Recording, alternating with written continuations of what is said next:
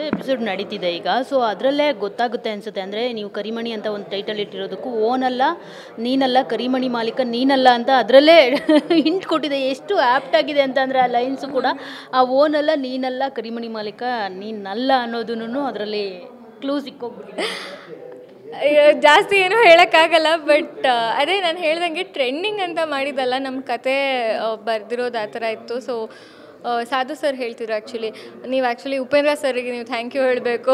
ಅವ್ರು ಯಾವತ್ತೋ ಮಾಡಿದ್ದು ಇವತ್ತು ನಿಮಗೇನು ಪ್ರಮೋಷನ್ಸ್ ಆಗ್ತಿದೆ ಇವತ್ತು ಅಂತ. ಸೊ ಪರೋಕ್ಷವಾಗಿ ನಮ್ಮ ಸೀರಿಯಲ್ಗೆ ಪ್ರಮೋಟ್ ಮಾಡಿದೆ ಉಪೇಂದ್ರ ಸರ್ಗೂ ಥ್ಯಾಂಕ್ ಯು. ಅಂದರೆ ಎಳೆ ಇಟ್ಕೊಂಡು ಏನಾದರೂ ಬರ್ದಿರೋವಂಥದ್ದು ಈ ಸೀರಿಯಲ್ಲು, ಅದರ್ವೈಸ್ ಮುಂಚೆನೇ ಪ್ರಿಪೇರ್ ಆಗಿದ್ದಂತ? ಇಲ್ಲ, ತುಂಬ ಮುಂಚೆನೇ ಇದು ಆ್ಯಕ್ಚುಲಿ ಕತೆ ಎಲ್ಲ ಒಂದು ಫೈನಲ್ ಆಗಿತ್ತು. ಕತೆ ಆಗಲಿ ಟೈಟಲ್ ಆಗಲಿ ಎಲ್ಲ ಫೈನಲ್ ಆಗಿತ್ತು.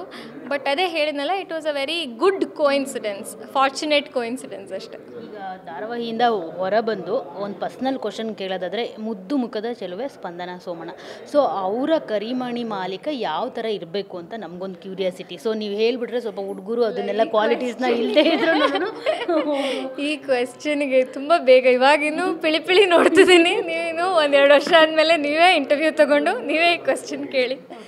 ಇವಾಗ ಏನು ಪ್ಲ್ಯಾನ್ಸು ಇದು ಏನೂ ಇಲ್ಲ. ಕರಿಮಣಿ ಮಾಲೀಕನ ಇವಾಗ ಸದ್ಯಕ್ಕೆ ಹುಡುಕ್ತಿಲ್ಲ. ಸೀರಿಯಲ್ಲು ಸಿನಿಮಾದಲ್ಲೇ ಇದ್ದಾರೆ, ಸೊ ಹುಡುಕ್ತಿಲ್ಲ. 1-2 ವರ್ಷ 3 ವರ್ಷ ಆದಮೇಲೆ ನೀವೇ ಇಂಟರ್ವ್ಯೂ ಮಾಡಿ ನೀವೇ ಈ ಕ್ವೆಶ್ಚನ್ ಕೇಳಿ, ಅವಾಗ ಉತ್ತರ ಕೊಡ್ತೀನಿ. ಸೊ ಈ ಸೀರಿಯಲ್ ಮತ್ತು ಸಿನಿಮಾ ಎರಡನ್ನೂ ಯಾವ ರೀತಿ ಬ್ಯಾಲೆನ್ಸ್ ಮಾಡ್ತಾರೆ ಅಂತ? ಅದೇ ಸ್ವಲ್ಪ ಕಷ್ಟ ಆಗ್ತಿದೆ ಇವಾಗ. ಅಂದರೆ ನಮ್ಮದು ಸೀರಿಯಲ್ ಕೂಡ ಲಾಂಚ್ ಇದೆ. ಇವಾಗ ಎಲ್ಲೂ ಕ್ವಾಲಿಟಿ ಕಮ್ಮಿ ಮಾಡ್ತಿಲ್ಲ. ಸೀರಿಯಲ್ ಅಂತ ಮಾಡಬೇಡ ಅನ್ನೋ ಥರ ಇಲ್ಲ ಇವಾಗ. ನೀವು ನೋಡಿದ್ರೆ ಒಂದು ಪ್ರೋಮೋಗಳಾಗಿರ್ಬೋದು, ಇನ್ನೊಂದಾಗಿರ್ಬೋದು, ಚಾಪರ್ ತರಿಸಿದ್ದಾರೆ, ಇನ್ನೊಂದು ಮಾಡಿದ್ದಾರೆ. ಸೊ ಒಂದು ಒಳ್ಳೆ ಬಡ್ಜೆಟ್, ಒಂದು ಒಳ್ಳೆ ಕ್ವಾಲಿಟಿನೇ ಕೊಡ್ತಿದ್ದಾರೆ.